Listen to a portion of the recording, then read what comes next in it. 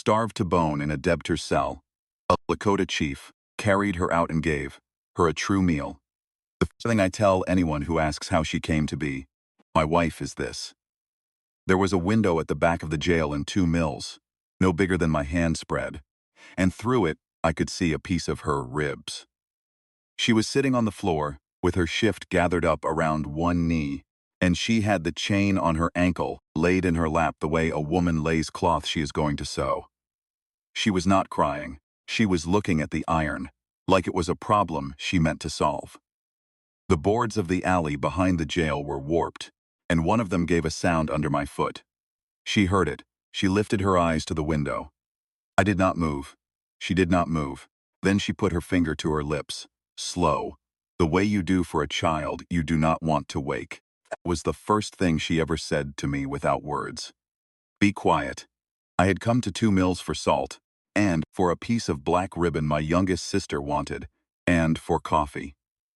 I had come because the storekeeper was an honest man, and because the wagons in from the rail had brought in good Mexican beans that month, and because my pony was tired, and because the spring just outside the town has water sweet enough you do not taste iron.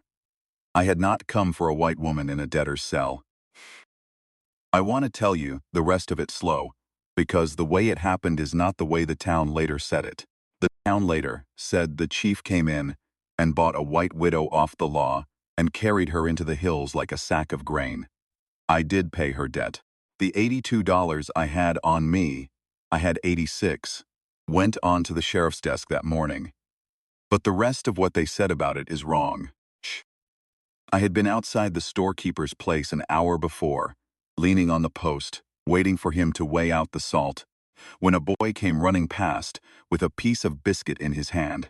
He had it down by his hip, the way you carry a thing you do not want anyone to see. He went around the back of the jail, and I heard the small, clean sound of him pushing the biscuit through bars. Then he came back without it, and he passed me again.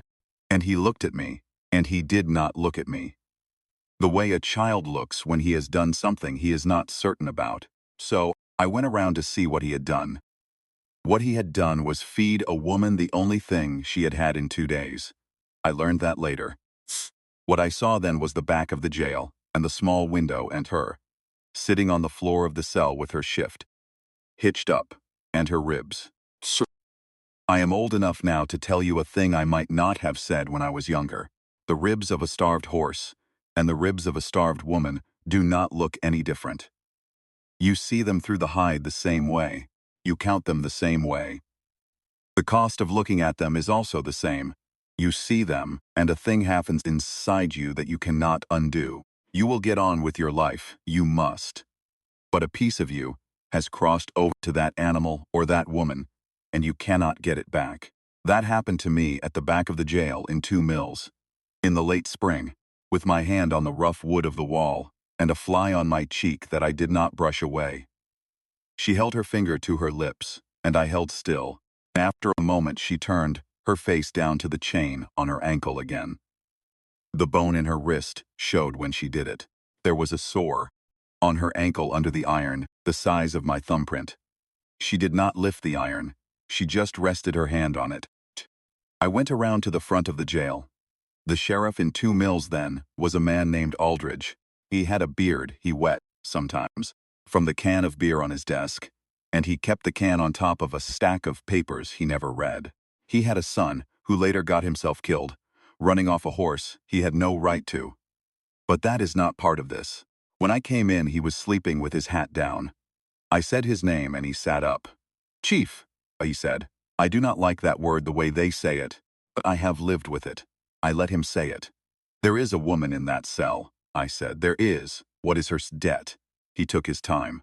He looked at me for the kind of time a man takes when he is deciding whether to be polite. Then he reached for the can on the papers. "2 debts," he said, $82 all told. Thomas Kane's Freight Company, mercantile here, 11 of it. Where is her husband? Buried. I waited. 2 months back, Aldridge said. Tipped his wagon coming down the grade from the rail. Crushed him under it. He did not die quick. After that they came for the money he owed, and she could not pay it. She had not been here long enough to have kin. The judge said, "Hold her in the cell until her people come." The people being a brother of hers in Iowa. But the brother of hers in Iowa has not answered any of the letters. How long? 23 days. What have you fed her? He took a long drink from the can. Twice a day for the first week, he said. After that, when I have it, when you have it, when I have it. The room had a smell to it, old beer and grease, and a dog somewhere I could not see. Aldridge had a stove with no fire in it, because it was spring, and on the stove there was a pot, and in the pot there was something. I did not look in the pot. I did not need to. The thing in the pot was for him. "I will pay it," I said. He blinked. He set the can down. He moved the can a half-inch to the right like he was straightening it. "You," he said. "I will pay it, the $82. For her. For her," he laughed, not loud. The kind of laugh a man laughs when he does not know what he is hearing. Then he looked at me, and the laugh stopped, and his face changed. "You cannot do that," he said. "I have the money." "That is not what I mean. You cannot take a white woman. I am not taking her. I am paying her debt. After that she will do what she does." Aldridge sat back. I have been in many rooms like that one. I have sat in them with men in better clothes than Aldridge's, and worse, with men who had killed, and men who only wanted to. I had been speaking English for 30 years by then, and I had learned the way a thing must be said to make it land. I knew that I should not raise my voice. I knew that I should keep my hands on the counter where he could see them. I knew that I should make the offer and let it sit, and let him do the work of refusing it himself, if he could. He could not. He pulled a paper out from under the can, and he wrote on it. And I counted out the $82 from my pouch onto the counter, and I made a mark beside my name where he told me to make one. The mark I made was the mark I have always made. It is the shape of two short lines crossing, like a fence post and its brace. He took the key off a hook behind him. He went to the cell. He turned the key. He came back. He put the key on the hook. He did not go into the cell himself. He sat down in his chair. "She is your problem now," he said. I went into the cell. I had to bend to get under the lintel.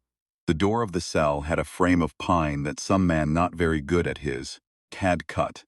There was a draft coming in from the back window. Her shift was an old cotton one, and the hem of it had a brown line where she had stood in dirty water at some time before this, maybe in the back of her own house when the men came and made her leave.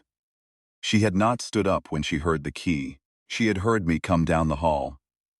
She had heard my boots, which were not boots. They were moccasins, lined with rabbit, and they make a different sound on board floors than a white man's boot. She had heard me, and she had stayed sitting, and she had put her hands together in her lap, and she had waited. I sat on the bunk across from her. She looked at me. Eyes were the color of the sky just before it rains. That pale, that is almost no color at all. The whites of them were yellow. Hair was the color of straw, and it had not been combed in some time. And there was a patch above her ear where she had pulled it out, maybe in the night. "I have paid your debt," I said. She looked at me. She did not speak. "You can go where you like." She looked at me. After a moment, challenge, and the swallow took a long time to go down her throat. I saw it move. "I do not have a place," she said. Her voice was no bigger than a thing you would whisper to a horse. "You have kin in Iowa. He will not come. How do you know?" "I know." She put her hand on the chain. She tried to lift it. She could not. Or, if she could, she did not want me to see her try. She put her hand back in her lap. "There is a key," I said. I got up. I went out to the front. Aldridge had gone back to his sleep already, his hat back down. I took the second key off the hook. There were two, the one he had used and one beside it, and I went back in. She had not moved. I knelt down in front of her and I took the iron from her ankle, and I took the sore underneath it. And I did not let her see my face when I saw it. The flies had been at it. I pulled the iron away from her skin the way you pull a thing, away from a wound that has begun to make the wound itself. "Can you stand?" I said. She tried. She got halfway up and she sat down again. She tried again and she got up, but her legs would not hold her. She held the wall. I am going to carry you, I said. She looked at me. She did not say yes, and she did not say no. She held the wall, and she watched my face, and I think, what she was doing was checking. She was looking for the thing in my face that would tell her whether she could let me carry her. She was a woman who had been put in a cell and starved for being a widow without money, and she had learned in the cell what kind of thing a man can be when he sees a woman with nothing. She looked at my face for some time. I did not look away. I did not put any words on my face. I just let her see me. Then she let go of the wall. I picked her up. I want you to understand this part, because it is the part I have come back to many times in my life. There was no weight to her. There was coarse. She was a woman. She was a body. There were her bones. But it was not the weight of a thing you carry. She was lighter than the salt I had bought that morning. She was lighter than the saddle on the back of my pony. I have carried lambs out of snow that weighed more. I had a fear, walking out of that cell, that if I held her too tightly, I would feel her bones move under my hands in a way that bones should not. So I held her loose, the way you hold a thing you do not entirely believe you have. Her arm came up around the back of my neck. It did not stay there long. It came up and then it dropped. Then it came up again. She was trying. Her face went into my collar. I could smell her hair, and her hair smelled the way. Hair smells when a person has been in a cell, and under that there was a smell that was hers. Clean, small smell like grass after dew. And I thought, this is a thing a person remembers. I thought, she will live. Because under the smell of the cell, there was still her own smell. That meant she was still in there. I walked her out of the jail. Aldridge did not look up. The boy with the biscuit was nowhere. The storekeeper was watching from across the street, and the storekeeper's wife was watching from inside the storekeeper's, with her hand over her mouth. I did not look at them. Walked to where I had tied my pony, and I sat her on the saddle, and I held her there with one arm while I unwrapped a blanket from the bedroll and it around her, and then I led the pony out of 2 mills on foot. I led him by the bridle for 2 hours. I did not get on. I was a chief, and I had ridden into that town like a chief, with my back straight and my eyes ahead. And now I was walking out of it with a woman in my saddle who weighed nothing. I did not get on the pony because I did not want to be above her, and I did not want to be behind her. And I did not want her to feel like a thing being taken away. I wanted her to feel like a woman being walked beside. When we got to the spring outside the town, I stopped the pony, and I took the canteen and I wet cloth, and I cleaned the sore on her ankle, and I gave her water in small sips. Not too much. A starved person who drinks too much will get sick. I knew this. I had seen it. I gave her water the way you give water to a colt that has been in the heat too long, 1 finger's worth at a time. She drank. She looked at me over the canteen. Where, she said. My camp, I said. 3 days. She nodded. She did not ask any other questions. She drank another sip. She handed me back the canteen. My name is Hannah, she said. I had not asked. I had paid the debt without asking. I would have walked her out of that town without knowing her name. But when she said it like a thing she was giving me, like a small object set down on a table between us. She did not say it as if I was being permitted to know it. She said it as if she had decided I should. I told her my name.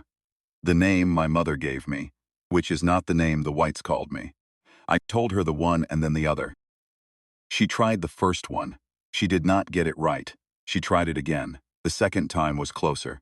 The third time she said it the way you say a word you have been told. And now you own. I will not write that name here. It was hers after that, the way she said it. Other people said it some other way. After that day, she was the one who said my name to me. I have never gotten tired of the way she said it. We rode 3 days. On the first night, we made camp under a cottonwood by a creek I had used many times. I made a small fire. I do not like a big fire. A big fire calls attention and the wood is wasted, and the heat goes up where you do not need it. I made a fire about the size of 2 hands held together. Over it, I put the small black pot I always carry on the side of my saddle. I have had that pot since I was a young man. I had with me a piece of buffalo, dried, and an onion, and the salt I had bought that morning in 2 mills. I had a little of the coffee. I did not give her coffee. Coffee on an empty belly that has been empty so long is not a kindness. I shaved the dry meat into the pot with my knife. I cut the onion. I put in a little of the salt. I put in water from the creek, which was clean. I had seen it run from the rock 1/2 mile up. I let it cook. I did not let it boil hard. I let it sit at the edge of a boil, is where broth becomes broth, and not soup. I let it go an hour. She lay on the blanket on the far side of the fire, and she watched me cook. She did not speak. She did not sleep. She watched my hands. When the broth was done, I poured a cup of it. Only a cup, no meat in it, just the broth, the clear part with the fat on top. And I let it cool until I could touch the side of the cup without it burning me, and I brought it around the fire and I knelt down beside her. She had not eaten anything that was hot in 23 days. She held the cup. She looked into it. She put it to her lips. She put it down. She put her hand over her face. She held her hand over her face for some time. Shoulders shook, but no sound came out. And after a while she took her hand down, and she lifted the cup again, and she drank. She drank slowly. I made her drink slowly.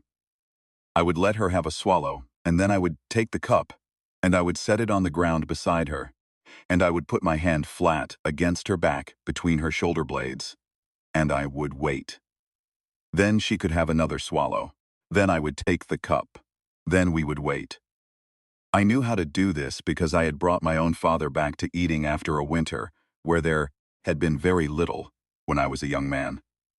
A starved body wants more than it can hold. You have to be cruel with it for a little while. She finished the cup. I did not give her another. I gave her water instead, in the same small swallows, and I let her sit up against the saddle of my pony and look at the fire. After some time she said, "There was a boy, with a biscuit. Yes. Will he be in trouble for it?" "No. How do you know?" "I will speak to his father on the way back through. He is not a man who beats his son for feeding a person." She looked at me. She did not ask how I knew his father. Storekeeper was the boy's father. I had known him 15 years. There were many things she did not know about the place she had lived for the 8 months of her marriage, because the place she had lived had not let her know. We sat by the fire, put a second cup of broth in front of her in an hour. She drank it slower, and I did not have to take it away. She kept it down. She kept the next one down, too. In the 3rd hour, she ate a piece of the meat. In the 4th hour, she slept. I sat up that night the whole way through. I do not say this for the sake of saying it. I sat up because I was watching her chest. A body that has been starved 23 days can stop in the night for no reason any of us knows. I watched her ribs rise and fall under the blanket, and I counted them, and I counted them again. And the second time, I counted them. They were not the count of a thing dying. They were the count of a thing that would live. That was the first true meal. I have given her many true meals since. I have given her elk and antelope and trout from the creek, where we stay in summer, and bread from the woman in our camp, who bakes the best bread on the plains, and dried plums from the trees by the river. And once, on a winter she had been ill, a whole young deer's liver fried, in its own fat that I had carried in from a kill at midnight, because she had asked for liver in her fever, and I would have walked twice as far for it. But she counts the first one, the cup of broth by the creek. Sure, she counts that as the meal that was given to her. When she counts it, she does not mean the food. She means something else. I have learned what she means. I am not going to put it down for you, in plain words, because there are things a man does not write down. I will only say this. She means the thing that was set down between us at that creek, that has stayed there. She means that I did not look away. The second day on the trail, she could sit up by herself on the pony. I still let him. She held the saddle horn with both hands. Blanket I had wrapped her in was bigger than she was.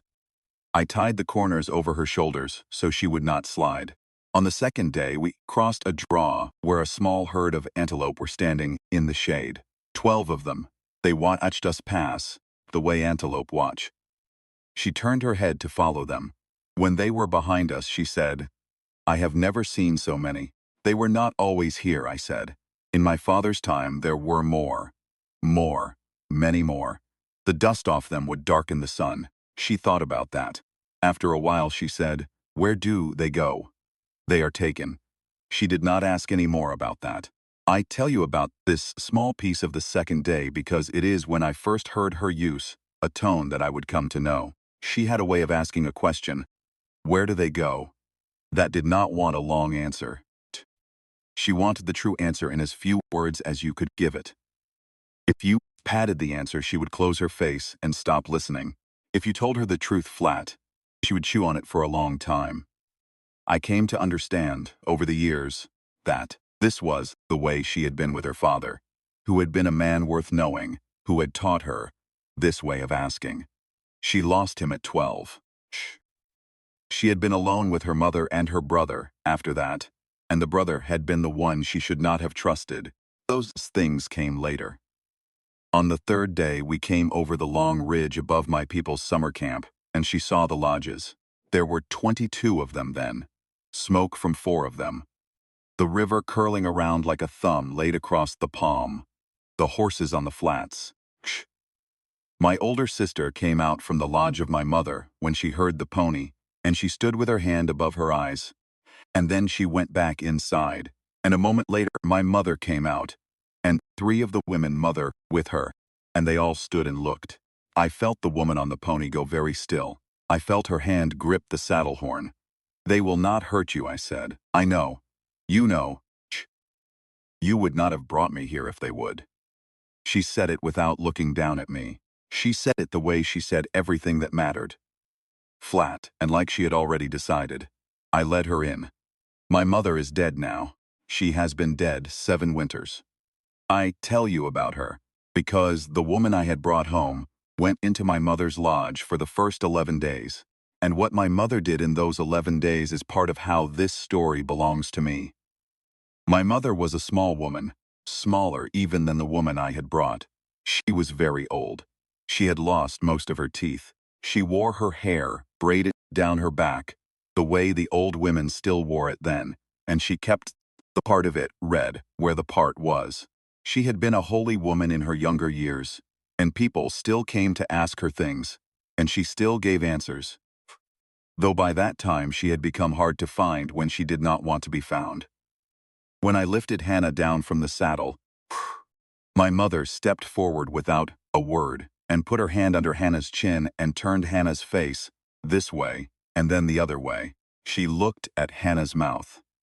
She looked at the inside of one of her eyelids. She lifted Hannah's wrist and looked at the skin on the underside of it.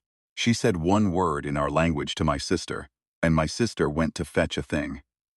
My mother said another word to the woman behind her, and that woman went to fetch another thing. Then my mother took Hannah's hand and led her into the lodge. Hannah looked back at me once. She did not look afraid. She looked like a woman walking into a room she had decided to walk into. I have thought about that look many times. I have thought about how, if my mother had been some other kind of woman, the look on Hannah's face would have been different. My mother was the kind of woman she was, and Hannah read her in the time it took my mother to lift her wrist. Then they went into the lodge and I did not see Hannah for 11 days. I will tell you what the camp said. They said many things. Some of them I heard. Some of them my sister told me, because my sister always tells me things. Some of them I learned later from the woman I had brought, because she learned them as her ear came in for the language, which it did quickly. The young men said I had paid too much. $82 was a great deal of money, and the young men, being young men, said that for $82, I could have had a much better thing. The women said different things. Some of them said she would die before the first snow. Some of them said she would not die, but she would not stay. Some of them said she would stay, and she would be a burden, because she did not know how to do anything that needed to be done, in a camp. Some of them said other things I will not put down. The old men did not say anything. The old men sat by the fire and smoked and watched me come and go. They had seen many things in their time, and they had learned not to spend words too quickly on a thing they did not yet understand. I noticed them not speaking, and I took it as the courtesy it was. My sister, who is younger than me by 4 years, and who has always been the one to say to me, the thing no one else will say, said this. She said it on the second night, sitting beside me at her own fire. She is a kind of woman who could break you, she said. How? I said. Not by what she does, by what she is. I did not understand her then. I thought she meant, what they all meant, that the woman would die or leave, piece of me would go with her. I thought she meant grief. That is not what she meant. What she meant was this. The woman I had brought was a woman who would let you see her. Once she had decided to let you see her, she would not look away, and she would not pretend, and she would not soften a thing for you. And a man who has lived his whole life with the small softenings that people make for him to keep him more comfortable will discover, when those softenings are gone, that he has not been carrying as much of his own life as he thought he was. That kind of woman, my sister was telling me, is dangerous to a man who is used to being a chief. She was right, but I did not know yet. I only knew the 11 days were long.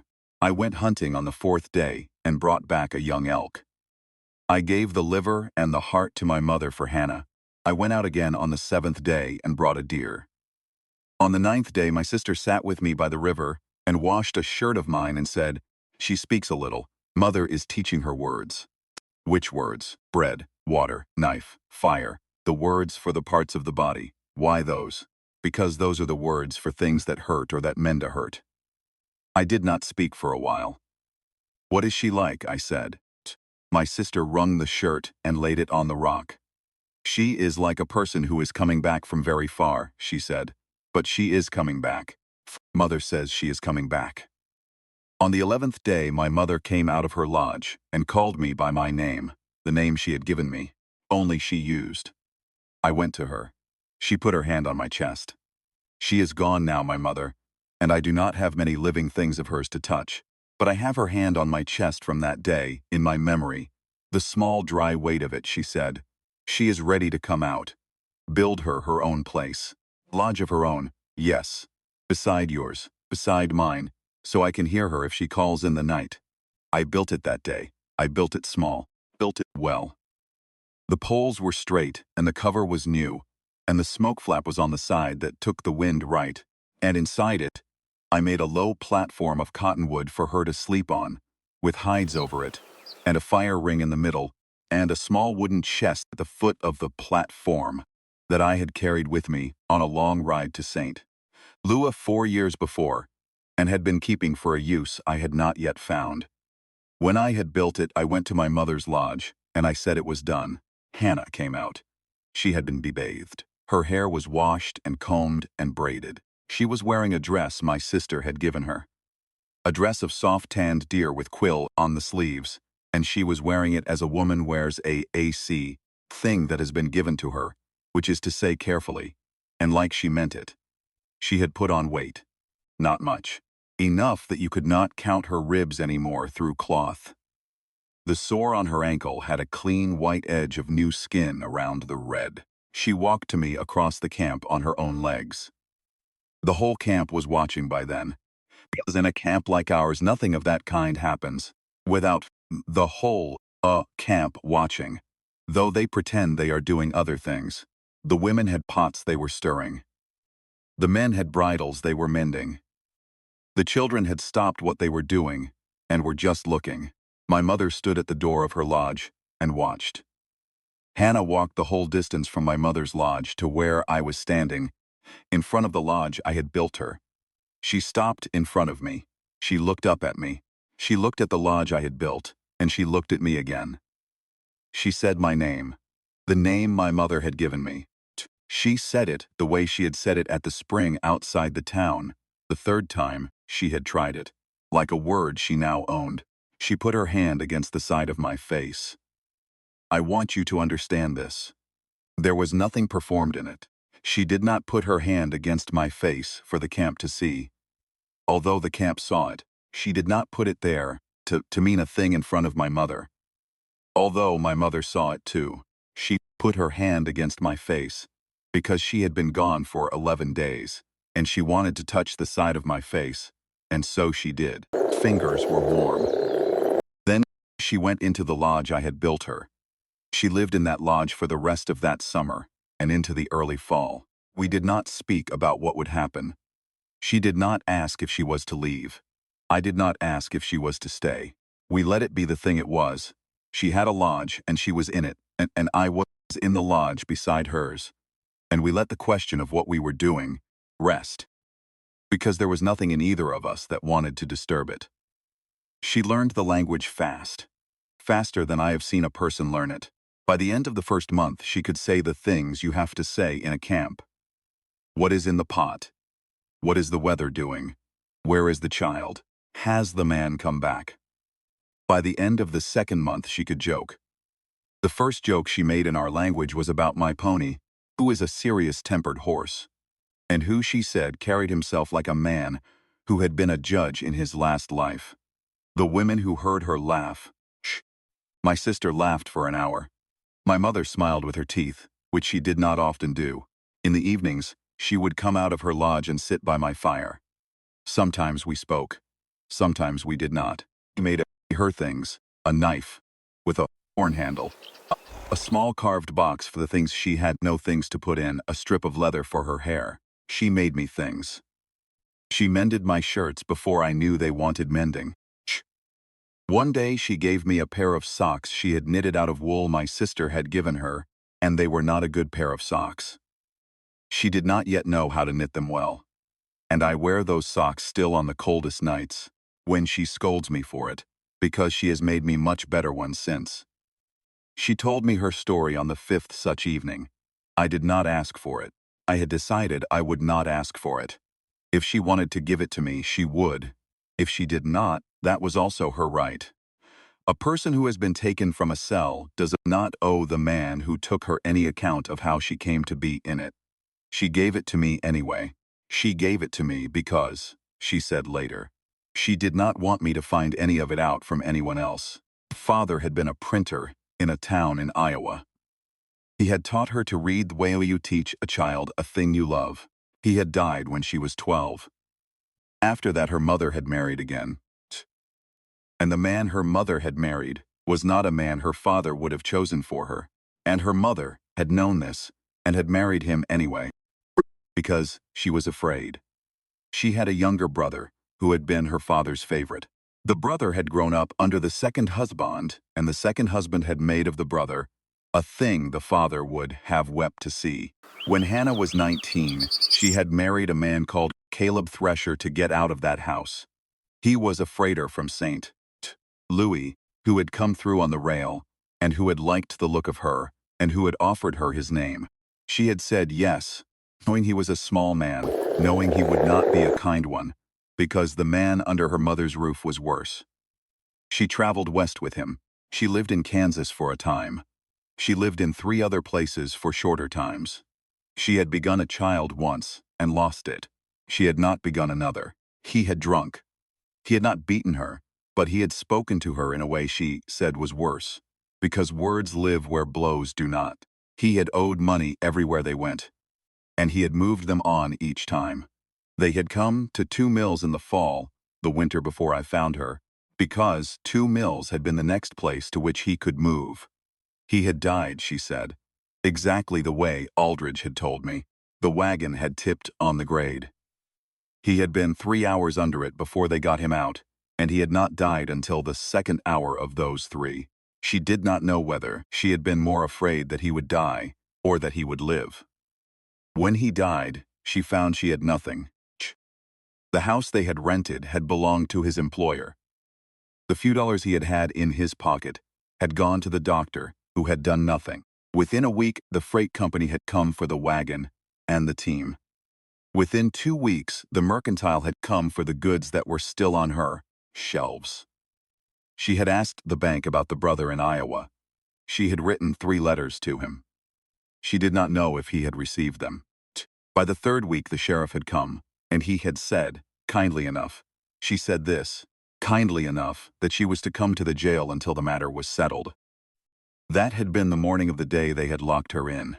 She had not understood at first that they meant to keep her there. By the third day she had understood. She told me all of this looking into my fire.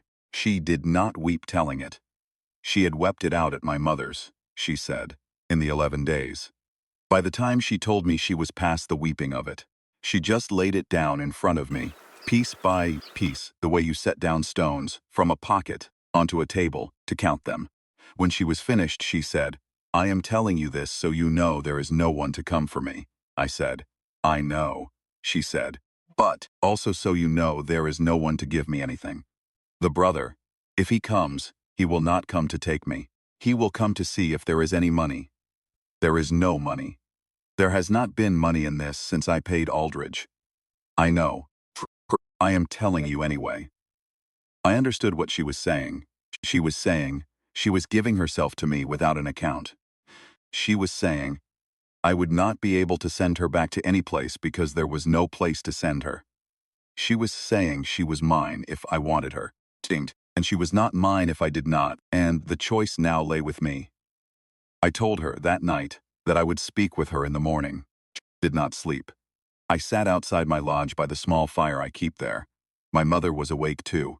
I could see the orange of her own fire through the seam in her lodge cover. She did not come out. She let me sit. In the morning, I went to Hannah's lodge. She was already awake. She was sitting on the platform with her hair down her back. And she was looking at the door of the lodge as if she had been looking at it since first light, which she had been. I said, I am asking you to be my wife, she said. Yes, she said it like she had been waiting to say it. That is how I came to be married. I should tell you about the man who came in October. He came on a Friday. We were in our fall camp by then, on the river that bends below the bluffs. We had been there a month. The cottonwoods had gone yellow. Hannah had been my wife for 3 weeks. She had moved from the lodge I had built her into my own lodge on the day of our marriage. And the lodge I had built her was used now for my older sister's daughter, who was newly married herself, and who was the better for having a place of her own. The man came up the trail with 2 other men behind him. He was on a good roan horse. He was wearing the long coat of a man who has been on the trail many days. He was carrying a rifle across the saddle in front of him, which is the way a man rides when he wants you to see his rifle. The 2 with him were carrying theirs the same way. My sister saw them first. She came to me at the fire where I was working on a piece of harness. She said, 3 men, white men, coming up. I put the harness down. I took my own rifle out of the lodge. I did not load it where they could see me load it. I had loaded it the moment I had heard their horses, 3 breaths before my sister came. Hannah was inside our lodge. I went to the door of it. I said, stay inside, she said. Who is it? I do not know yet. If it is for me, I want to come out. Stay inside until I tell you. She did not argue. She did not say anything else. I closed the flap. The man on the roan came to a stop 10 paces from me. He looked at me. He looked at the camp. He counted with his eyes the men he could see. 3 by the river, 2 by the horses, my sister's husband, by the fire. And he counted, with his eyes, the rifles. There were more rifles than he could see, and he knew it. The 2 men behind him knew it too. He said, are you the chief? I said, I am. He said, I am looking for a woman. I said nothing. He said, her name is Hannah Thresher. She was the wife of a man called Caleb Thresher. He died in the spring. I am told she was held in the jail at 2 Mills for some debts. I am told she was taken out by a Lakota man who paid the debts. I am told that man was you. I said nothing. He said, my name is Ezra Thresher. Caleb was my brother. There was a small wind that came along the river then. I felt it on the side of my face. The cottonwood leaves moved. I said, what do you want? He said, I want to see her. I want to know she is alive. I said, she is alive. He said, I want to see her. I looked at him for some time. I am going to tell you what I saw, because I have learned that what you see in a man's face when he says a hard thing to you is often the thing that decides what comes next. What I saw in Ezra Thresher's face was a man who had ridden a long way, and who was tired, and who was not entirely sure why he had come. He was not a man who looked like his brother. His brother, I knew from the photograph Hannah had once shown me, had been a smaller man with weak eyes. This one was broader, and his eyes were not weak. There was a thing in his face that was hard, and there was a thing in his face that was not. I said, "Get down." He got down. The two men behind him did not. They stayed on their horses, with their rifles across their saddles, watching the camp. I said to my sister, "Bring her out." My sister went to the lodge. Hannah came out. Shh. She had put on the dress my sister had given her, on the day she had first come out of my mother's lodge, the one with the quill on the sleeves. She had braided her hair and put the strip of leather in it that I had given her. She walked up to where I stood. She stood beside me, not behind me, beside me. I felt her shoulder at the height of my elbow. She looked at Ezra Thresher. She said, "Ezra." He said, "Hannah." He took off his hat. It was a small thing. He took off his hat. I have thought about that gesture many times since. He took it off because he had ridden a long way and had not been sure what he would find, and now he had found her. Alive, on her feet, in a dress with quill on the sleeve, standing beside a Lakota chief in his own camp. And he did not know what to do with what he had found.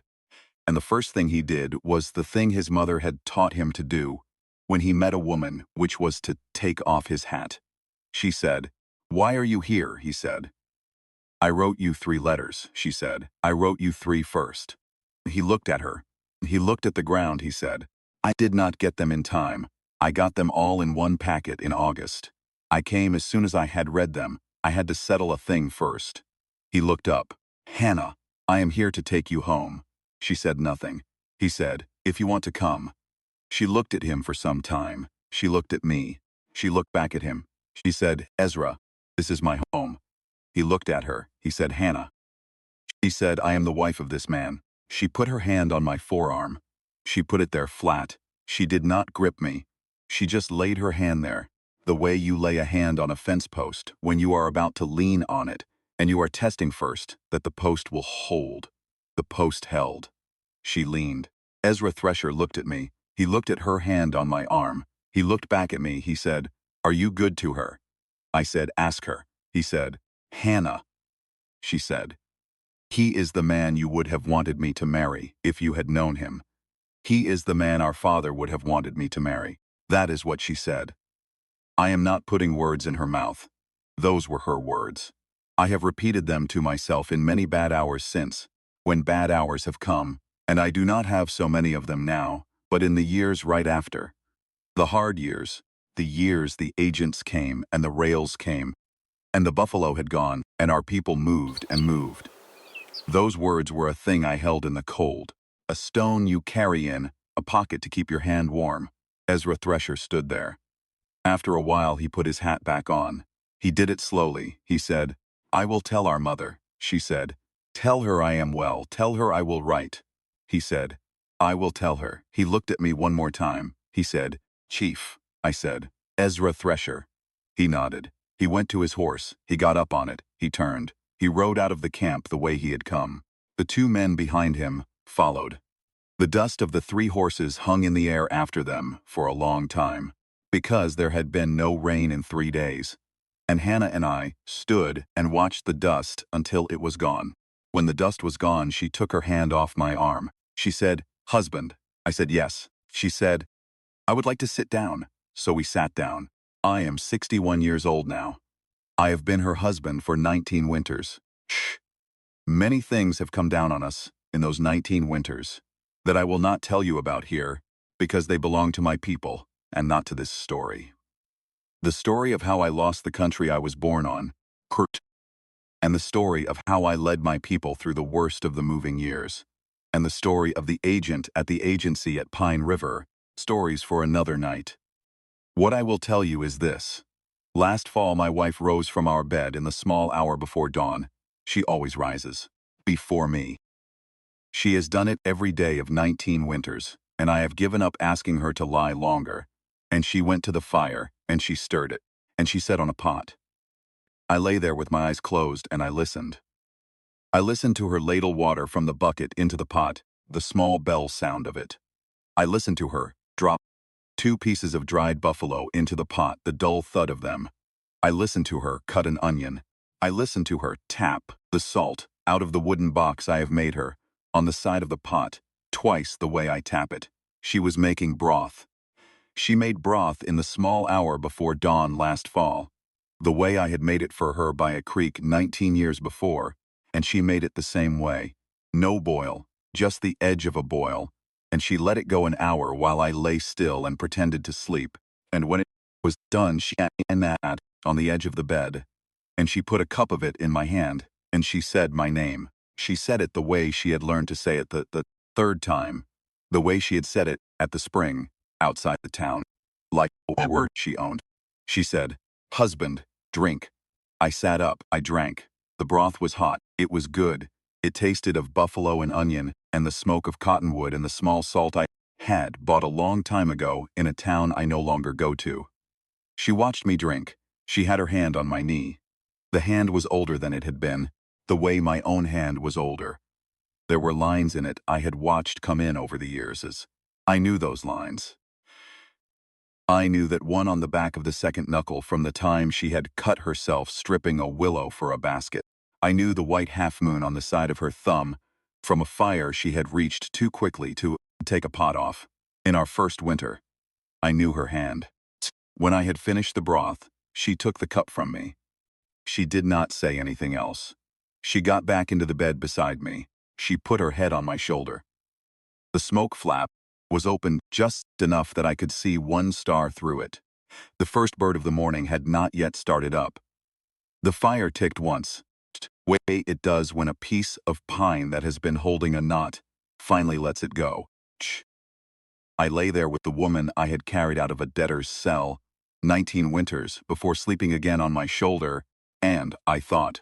I did not realize anything, and I did not learn a lesson, and I did not become a different man. I only thought, plainly, the way a man thinks a thing in the small hour before dawn. This is mine. This is what I have. This is enough. Then I went to sleep again. That is the story. That is how she came to be my wife. If you ask me again, I will tell it again. I will tell it a little differently. Themes, the bones will be the same.